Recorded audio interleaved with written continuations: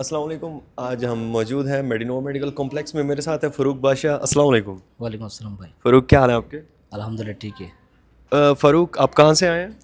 मैं दमम से आया। दमाम से आए हैं आप मेडिनो मेडिकल कॉम्प्लेक्स में। जी मैं वीडियो देखा, वीडियो देखकर फिर बाद में मैं इधर आया।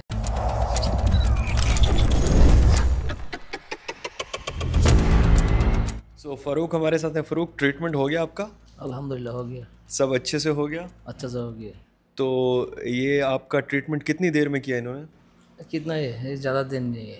तो कोई तकलीफ़ अब ज़्यादा तो नहीं है? नहीं है, सही से हो गया। सब ठीक है? सब ठीक है, सब बंगाली है, हिंदी है, पाकिस्तानी, सब आदमी मेडिन में आ जाओ, सब अच्छा ट्रीटमेंट है, आदमी अच्छे से है, डॉक्टर भी सही है, हॉस्पिटाल भी सही है, মানুষ আছেন সবগুলাই হসপিটালে আসেন।